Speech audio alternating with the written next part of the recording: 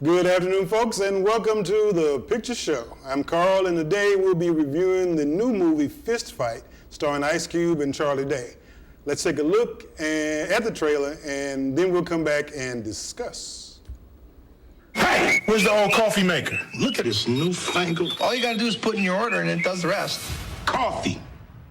You know, I'll do it for you. These students mess with this school all day. You think this is funny? I'm gonna show you what's funny. He did it. I'm gonna fight you. Teachers don't fight. Snitches get stitches. What is that, baby oil? What you got? I'm gonna give you some of this. Fist fight. Rated R. Well, that was a shorter trailer than I thought, but okay. We're back, and we're gonna talk about the movie Fist Fight. And with me today is one of my favorite people ever, Emily. How's it going, Emily? It's going good. I'm actually really good. So, we're talking about Fist Fight. You picked this movie. I did pick this movie. I would say everybody but me picked movies on the list this year, because I probably would have made him go see something really long and boring with lots of exposition. And I don't want to do that. Which Fist Fight was definitely not. No. So, I did pick this movie. So, what'd you think about Fist Fight?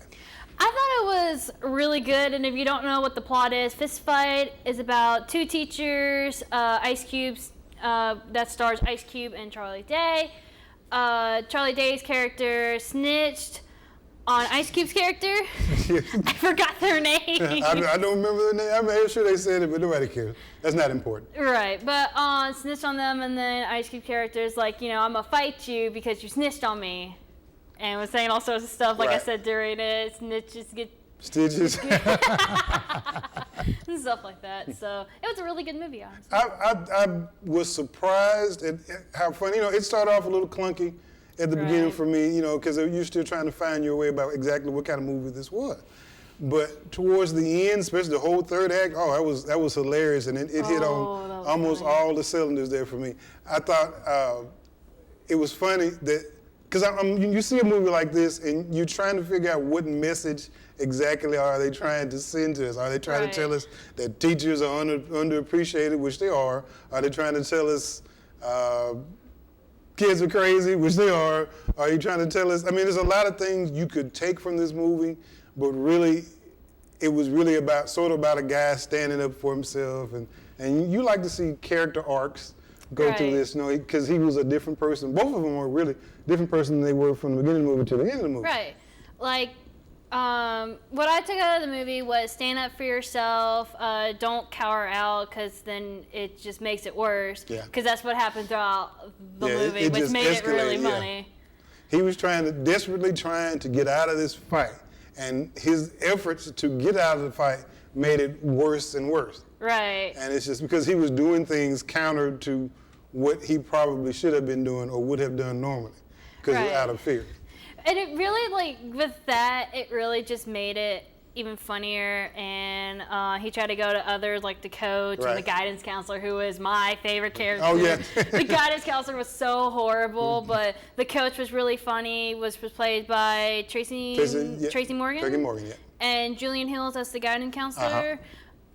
They just did a really good job during that, and it was just really funny, but it made me laugh because he, again, like I said in the beginning, he tried his hardest to get out of it, but just made it worse. And then they didn't help him at all. They made it even worse. The things that made me laugh about it the most were the pranks. They were horrible pranks. Because it's the last day it's the last day of school, and it's senior prank day, so all the seniors, of course, pranking all the teachers, and all those pranks were just really funny, but it was just really bad. They were horrible. They were like, although I gotta say, the horse running through the school. Oh, was that inspired. was funny. That was inspired. It's like, and then didn't they put a noose on the floor for? They put baby oil on the floor. On the floor, yeah. A mariachi band followed the that was principal. Nice. That was funny. That was nice. Yeah, they really got him. They got they decoupaged his car and then parked it inside the school. It was just really funny. So it was some of the stuff a little bit was over top there. I'm not gonna give that part away, partly because this is a kind of a family show. Of course. But the guy and the kid that they kept finding in the bathroom stall. I leave it at that. If you go and see that, I really thought that was as good as this movie was kind of getting. That was kind of unnecessary a bit. you know, it either didn't go far enough or went too far, and it was just, you know, it was sort of in the middle, and it's just I'm going. But the rest of it was fun, and then it got to where it was going eventually. I like the idea that you can stick all of this raucous comedy in there. I mean, it's really childish stuff that we're just giggling and laughing at, and yet you still get a message out of it at the end. And I love movies that do that. Of course. So Charlie Day, I know I've seen him in other stuff before. What do I remember him from? I think, because I was actually talking to some other people about it, because I was like, where is he from? I think he's from Horrible Bosses. Isn't he from Horrible Bosses? That's right. He Yeah, was. that's what Okay. I thought. See, I haven't seen that movie, but I heard he's from that Right, one. right. I think I saw the first one. I hadn't seen the second one. I haven't seen it either. We didn't review the second one. That's right. We sure did. But at first, he's got to be a Saturday Night Live. I thought he was a Saturday Night think he Live was on Saturday alum Night Live. or something like. And that's probably where I remember him from the most. Because a lot of these guys that do improv and stuff end up doing decent movies all over the place. Christina Hendricks. Wow, she played against type in a way. Because she normally doesn't play crazy, not crazy like that. But and she in was, this one, she was kind of crazy. and she was gone. Yeah, everybody in this movie, I think, had something mentally wrong with. Maybe they're trying to tell us something about how hard it is to be a teacher. Is that it's just something? It's something about that job that makes all my folks are teachers. I don't think they're crazy, or at least they've raised me in craziness, so I'm crazy with them. Right. But I don't think.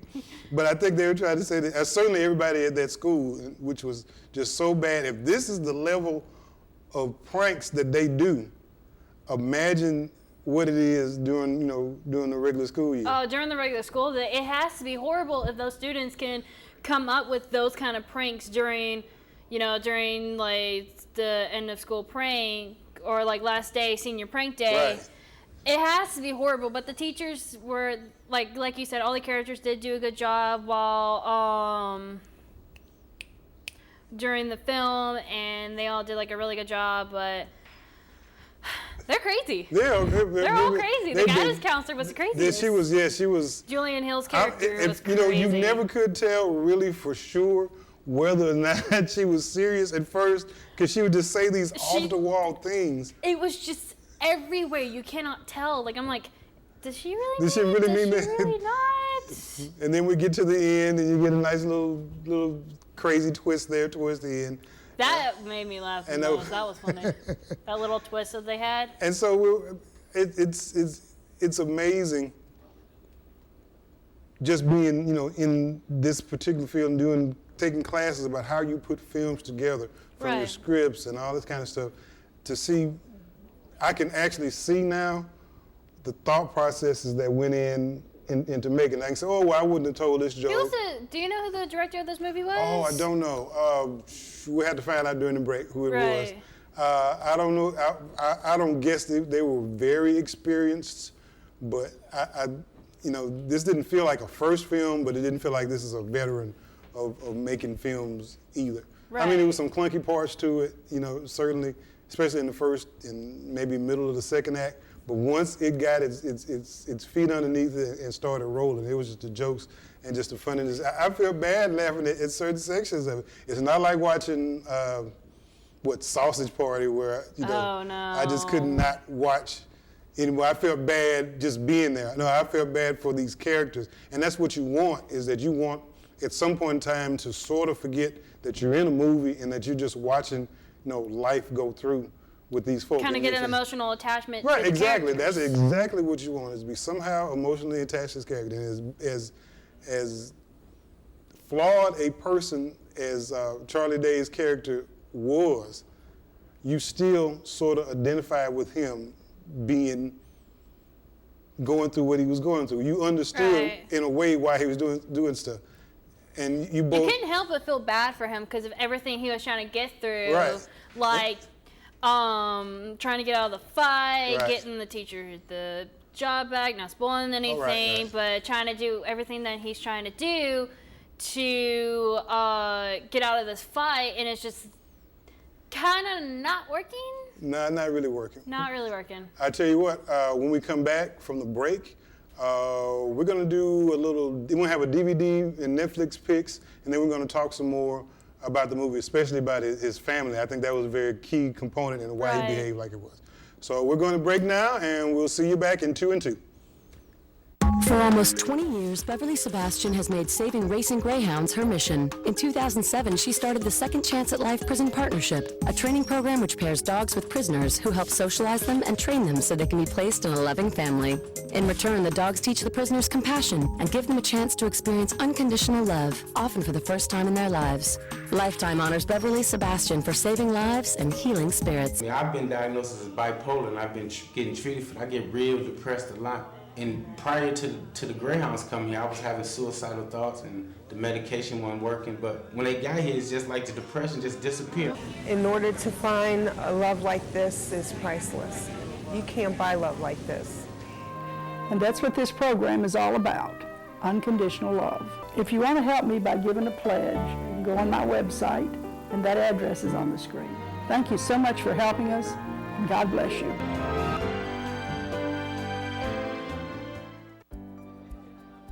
I got smart about saving for college.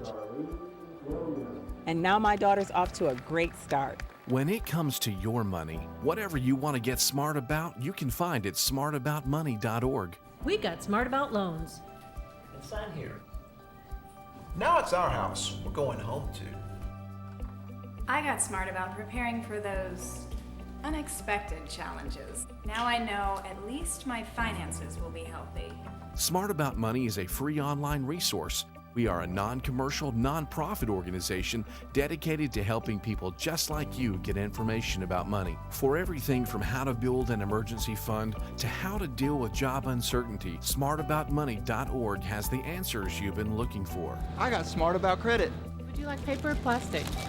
Now paper or plastic has a whole new meaning. Smartaboutmoney.org, the easy place to start when you want to get smart about your finances. Good afternoon, everyone. My name is Keith Bruce, and these are our DVD and Netflix picks of the week. New out on DVD, we like Hacksaw Ridge. World War II American Army medic Desmond T. Doss, who served during the Battle of Okinawa, refuses to kill people and becomes the first man in American history to receive the Medal of Honor without firing a shot. The Oscar-nominated war drama stars Andrew Garfield and Sam Worthington.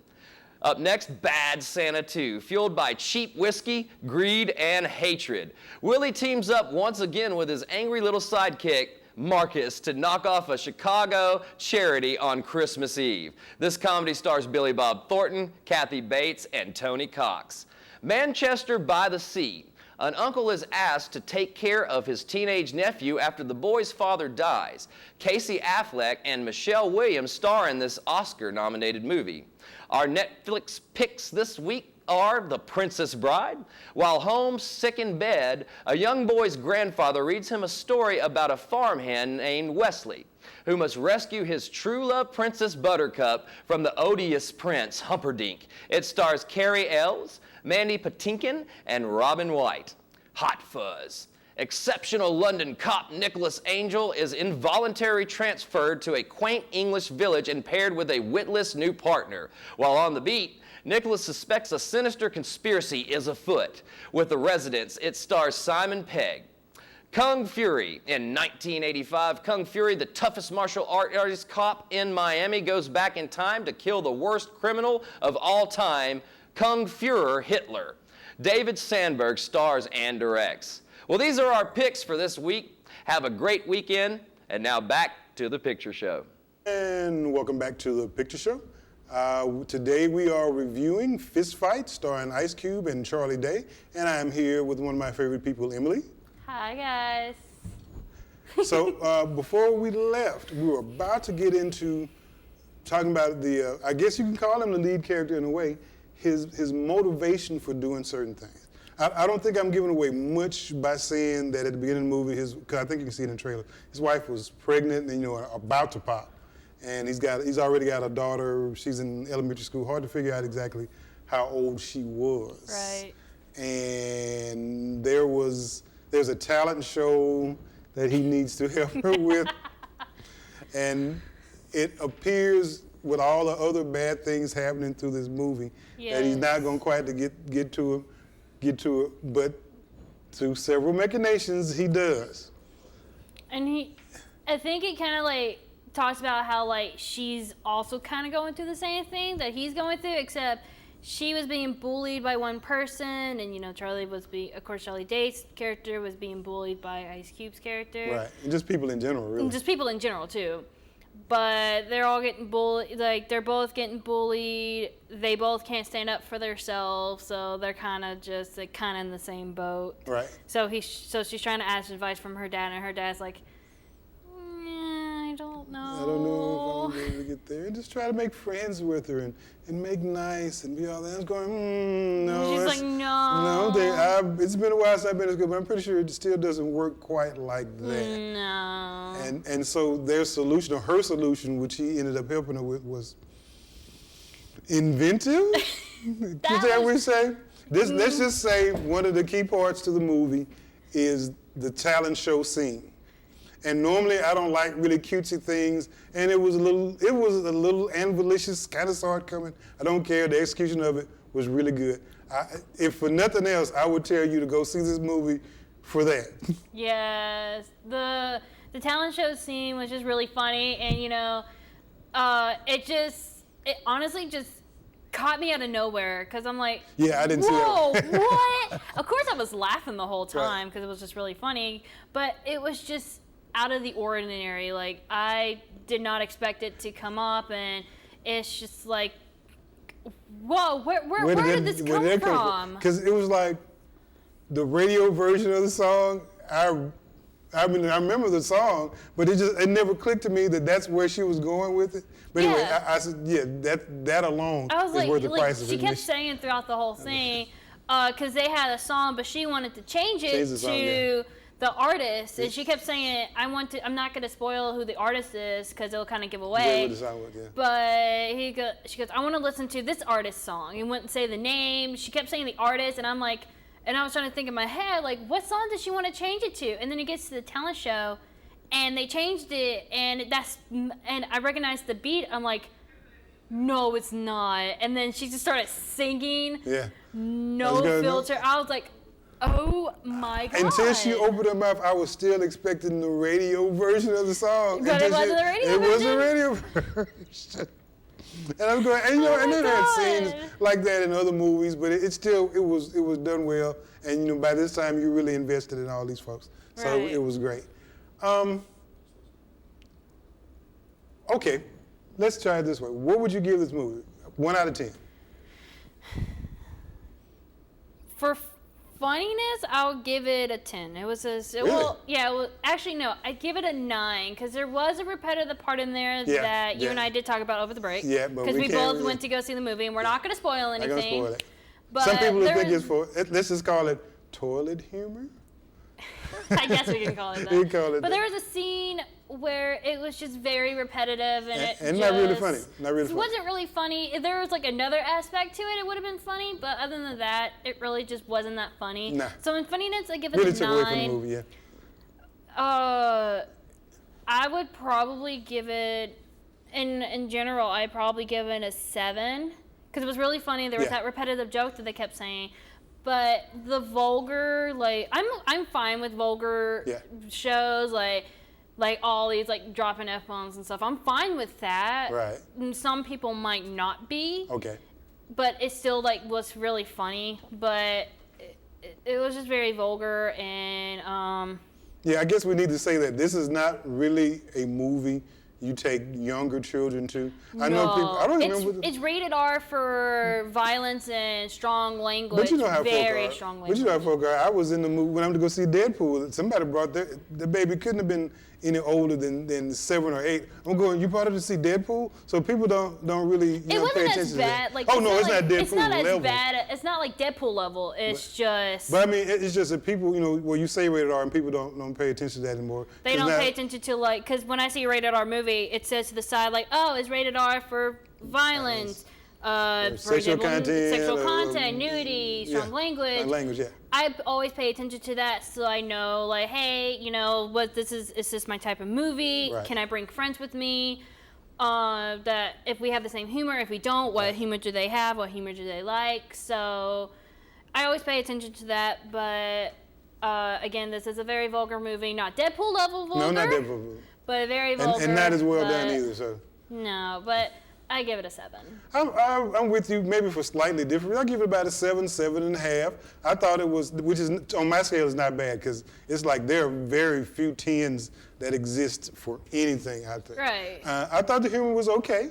It wasn't great, but it wasn't horrible by any stretch of the imagination. The humor was okay. The humor, like we talked about earlier during the commercial, the jokes that they had were really funny, and every joke that they gave, they pulled it off really well. There was one joke that kept going throughout the movie. That was quite funny. Yeah. It was hilarious in like the field.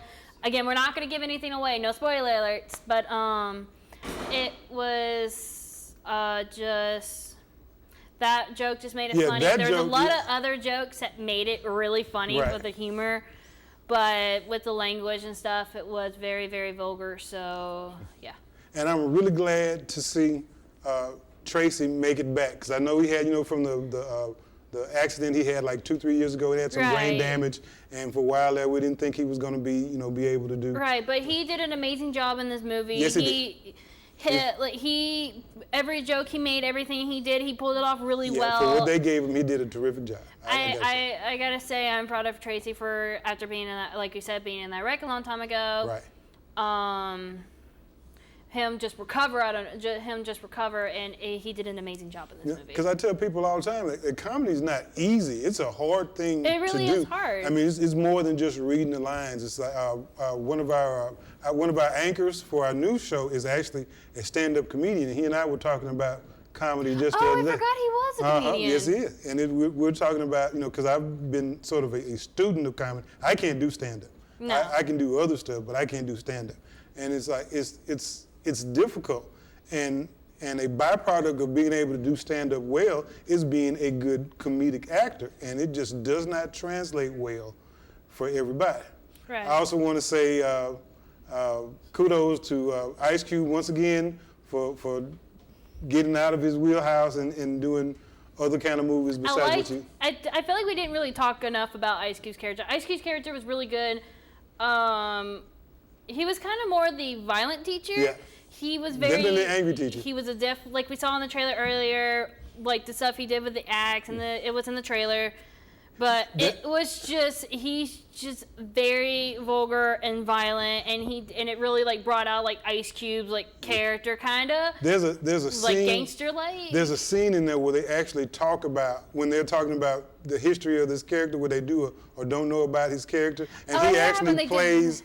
Every cliched character that he's ever played in a movie before is actually one of those characters in the thing. And it was just really funny, and it was really good. So Ice Cube's character was really good, and like you said, props to him for coming out and helping out with the fist fight, and he did an amazing job on that. Oh, the fight was. Oh, by the way, we haven't even talked about the fight. Oh, the fight. The fight was excellent. It was so funny. It was. He lasted a lot longer than I thought he would. He really did. But he was definitely. He was really good. He was really good. So, like you say, I'm gonna give it a 7.5. Right. It didn't upset me. It didn't remind me that it was a movie. I liked the characters, even though they were all kind of flawed. And far-fetched in the mind. So we recommend highly that you go see it. I tell you what, let's now take a look at some Hollywood fresh takes, and then we'll come back and close. Hi, I'm Nathaniel Bollier, and this is the Hollywood Fresh Report. The Academy Awards, or Oscars, is an annual award ceremony hosted by the Academy of Motion Picture, Arts, and Sciences each year to recognize excellence and cinematic achievements. Notable nominees for this year's show include Ruth Negga, Natalie Portman, Emma Stone, and Meryl Streep for Best Actress, Andrew Garfield, Ryan Gosling, and Denzel Washington for Best Actor, Kubo and the Two Strings, Moana, and Zootopia for the Best Animated Feature, and Fences, Hacksaw Ridge, Hidden Figures, and La La Land for the Best Picture. The 89th Oscars will be held on February 26, 2017 at the Dolby Theater in Los Angeles. The ceremony, hosted by Jimmy Kimmel, will be broadcasted Sunday night at 7:30 on ABC. New movies opening today include Collide, starring Nicholas Hoult, Felicity Jones, and Anthony Hopkins. Get Out, a thriller starring Allison Williams and Bradley Whitford, and director Jordan Peele from Key and Peele fame. And Rock Dog, an animated film featuring the voices of Luke Wilson, Eddie Izzard, and J.K. Simmons. Well, that was our Hollywood Fresh Report for this week. Have a great weekend. Now back to the picture show. And thank you, Nathaniel. That was your Hollywood Fresh Take. Nice little segment. Looking forward to a few of those movies coming out this week, next week. I think Skull Island's coming out in a few weeks. I am so ready for Skull Island. But next week, Sarah, one of our other anchors, and I will be taking a look at genre films, specifically X-Men movies. I'm so excited for this. I'm so something about it. I mean, Deadpool aside, well, anyway, we'll talk about that next week. But I want to thank you, Emily. Thank you. For being on the show. Thank you for having me. Great pick for the movie, because I probably would not have gone to see it. I would not have prioritized it without you. So Right. Thank you for that. You're welcome. And I want to thank all you folks for coming out and watching us today. You guys have a great weekend, and we'll see you at the movie theaters.